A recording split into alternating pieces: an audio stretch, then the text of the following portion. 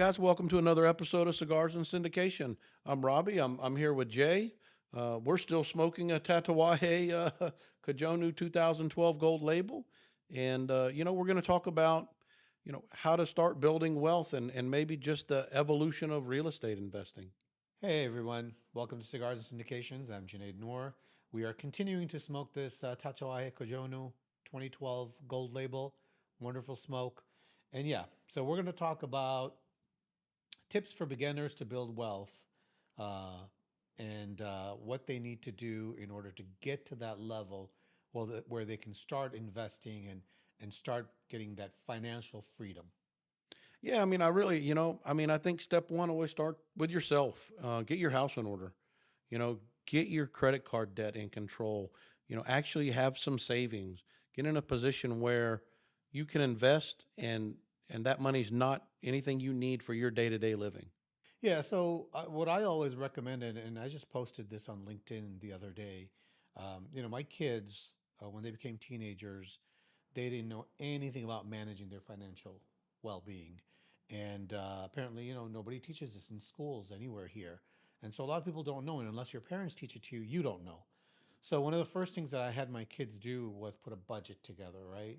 Put together all of your money, wherever it's coming from, whether it's a summer job or a fall, on school job, or even if your parents are giving you money to spend, that's money that's coming in, and then put your expenses down and figure out um, how much of it you have left over at the end of the month. Yeah, and I think, as you do that and become a more responsible uh, you know, saver, you get your credit in check. So many people ignore their credit until it's too late, and it takes a minute to get it in line. So really pay attention to those kinds of things. And for me, I think live as debt free as you can. Keep your credit cards to a minimum. Don't use them unless you have to, and it'll really help you start building some wealth and have some expendable income to invest comfortably. Yeah, so once you've built your budget and you're seeing how much you're saving and how much you're spending. Let's say you just got your new job and you're making, $50,000 a year. Well, how much are you going to spend? How much are you going to save? In general, you want to try and save anywhere between 20 and 50% of your after-tax income.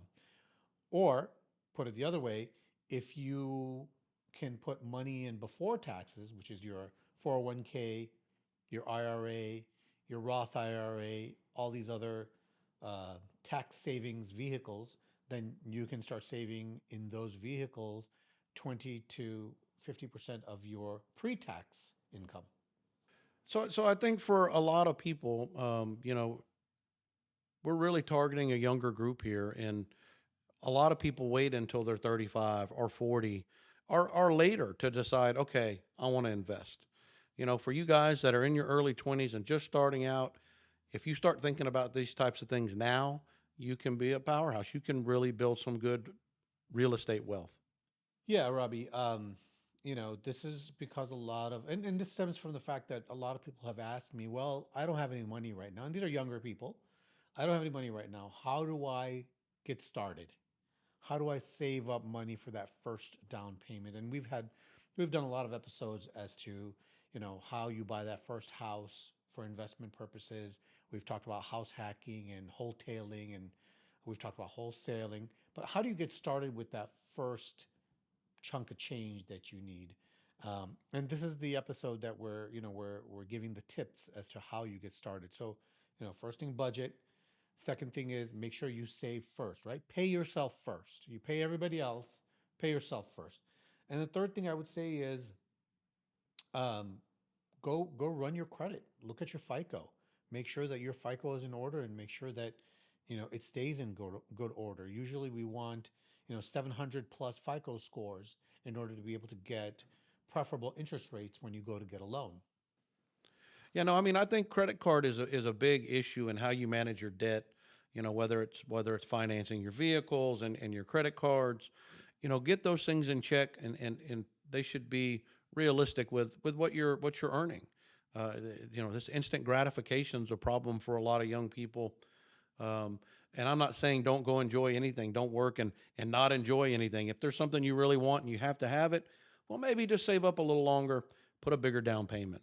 But keep it in check so that you're still, like Jay says, pay yourself. It's going to have huge dividends for you later. It's a discipline. It's very difficult. But if you want to build wealth, it's not a gift. It's earned. You know, you have to work at it. Yeah, and then when you're talking about savings, make sure you have an emergency fund. 3 to 6 months of expenses saved up. And if you're talking about investing and you work for a corporation that's got 401k, max out your 401k first, then go to your IRA, then go to your Roth IRA in that order so that you have the maximum tax savings. And then you just kind of decide, how do I want to start? What do I want to do? Do I want to try to flip a house? Do I want to be a passive investor in a larger deal? Maybe you go and say, you know what? I'm going to buy a house, live in it, and flip it. Right? I know people that have done that successfully to generate some wealth. Yeah, absolutely. FHA has a great program where you could do a small down payment, but you have to live in the house for 2 years, and you'll get preferable interest rates. You pay a small down payment. You live in the house for 2 years, and then after that, you can rent that house out. Nothing changes from the FHA's perspective because you've lived in it for 2 years, and then you go get another FHA house with a small down payment, live in that for 2 years, and over 10 years, you have 5 houses. And a lot of people think, oh my God, I don't want to wait 10 years. But real estate and building wealth in general, specifically real estate, is a long-term game, right? There are no shortcuts. There's no short-term solutions here.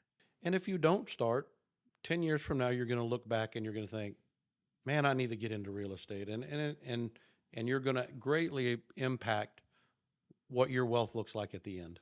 So, Robbie, a lot of people think that if I put my money into an IRA, it's tied up, and the only thing you can do is buy stocks, and that's it. How do I buy real estate?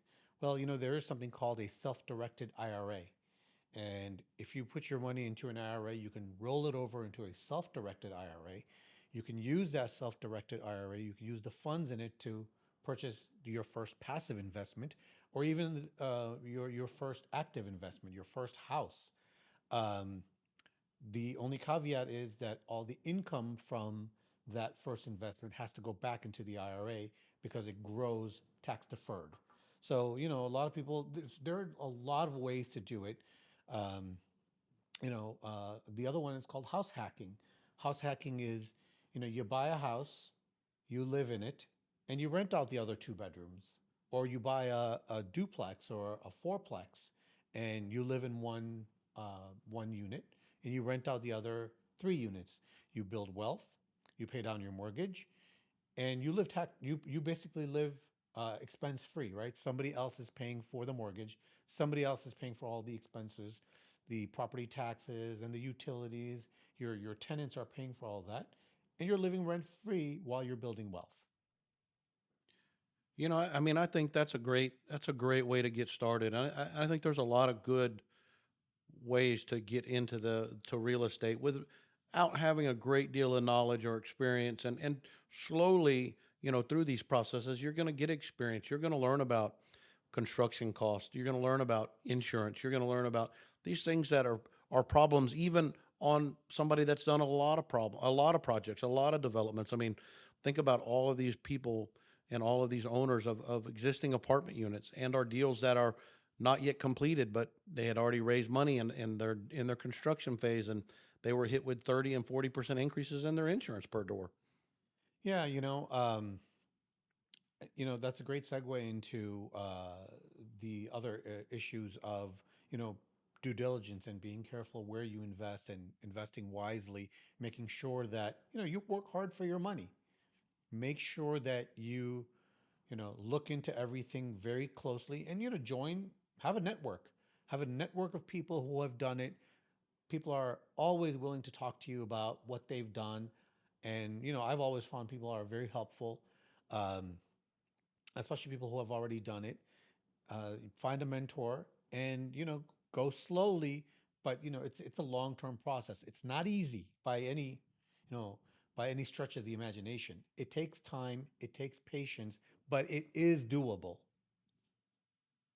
Yeah, 100% it's doable. And there's a lot of proven, there's a lot of good success stories out there that, they started small and and there are amazing stories out there, you know, and like you said, it's a long-term game. These guys didn't just go flip a house and then own three apartment complexes, right? These guys started and they had two houses and three houses and four, and then they sell those, and maybe they're a passive investor in some real estate developments until they learn, the caveats of that business, and then they start their own development, or they buy an existing unit and do a value add. So it is a long-term process, and but get your feet wet. Well, we hope you enjoyed this episode of Cigars and Syndications. It was meant for those people who want to start off investing, but they don't have the money. Young people who are just looking to get into saving money, how to go about doing it, and we hope we were able to help you. Look us up on our website, www.albanyparkcapital.com. Hit the resources tab. We have a lot of information there. We've got a lot of articles there. And feel free to ask questions. We'll be happy to answer them. Jump on the website, pull up some of Jay's articles. He's written some good ones. He's even done a webinar for high school age children and how you can get them started on the right track at an early age. Um, I think the real estate investments are a great way to build wealth. The sooner you get started, the sooner you get the rewards. Hope y'all had a great time on the episode today. Look forward to seeing you next time. Have a good day.